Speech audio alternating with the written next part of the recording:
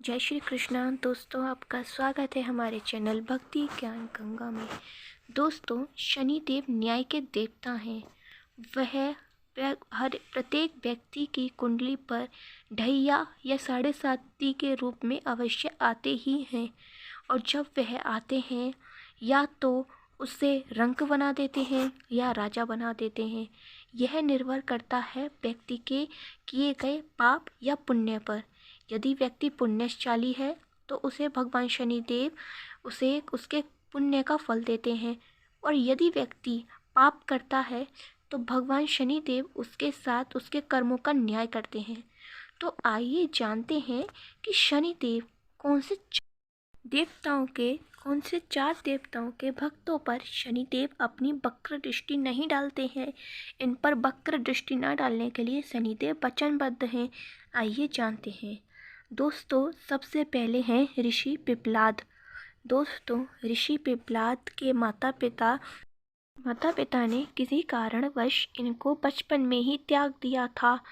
इसका जवाब जानने के लिए उन्होंने भगवान ब्रह्मदेव का घोर तप किया। तब भगवान ब्रह्मदेव प्रसन्न होकर ऋषि पिप्पलाद को आशीष देते हैं। तब ऋषि पिप्पलाद ब्रह्मदेव से पूछते हैं कि मेरे माता पिता ने मुझे बचपन में क्यों त्याग दिया। तब ब्रह्मदेव बताते हैं कि प्रत्येक व्यक्ति के जीवन में शनिदेव अपनी वक्र दृष्टि डालते हैं। इसी कारणवश उन्होंने आपके ऊपर भी वक्र दृष्टि डाली।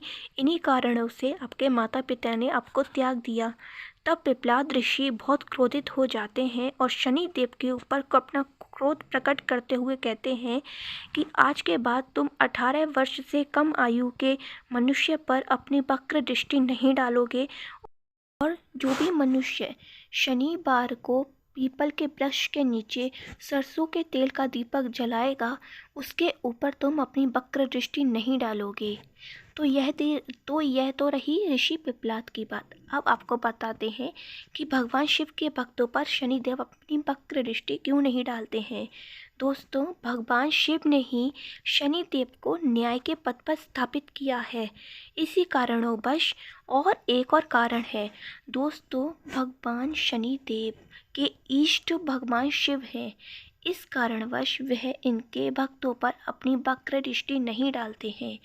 और तीसरे देव हैं भगवान हनुमान। जी हाँ दोस्तों, भगवान हनुमान तथा शनिदेव की लड़ाई का जिक्र तो हमने कई बार सुना है। इसी लड़ाई में शनिदेव भगवान हनुमान जी से हार जाते हैं। तब हनुमान जी को वह वचन देते हैं कि आज के बाद वह हनुमान भक्तों पर अपनी वक्र दृष्टि कभी नहीं दौड़ाएंगे। अब चौथे देव हैं भगवान श्री कृष्ण। दोस्तों, भगवान श्री कृष्ण का जब जन्म हुआ था तब समस्त देवी देवता उनके बाल रूप के दर्शन के लिए पधारे थे। उन्हीं में से एक शनिदेव भी आए थे। तब शनिदेव ने भगवान श्री कृष्ण का दर्शन किया। तब भगवान कृष्ण ने कहा कि मेरे दर्शन अमोघ हैं, अतः तुम कुछ वर मांगो। तब भगवान शनिदेव ने उनसे कहा कि मेरी भक्ति आप पर दृढ़ रहे और तथा मैं आपके भक्तों पर कभी भी अपनी वक्र दृष्टि ना करूं। तो इस प्रकार शनिदेव इन चार देवताओं के भक्तों पर अपनी वक्र दृष्टि ना डालने के लिए वचनबद्ध हैं। दोस्तों, आपको आज की यह जानकारी कैसी लगी हमें कमेंट कर अवश्य बताएं। ऐसी अनेकों जानकारियाँ प्राप्त करने के लिए हमारे चैनल को सब्सक्राइब करें तथा अधिक से अधिक इस जानकारी को शेयर करें।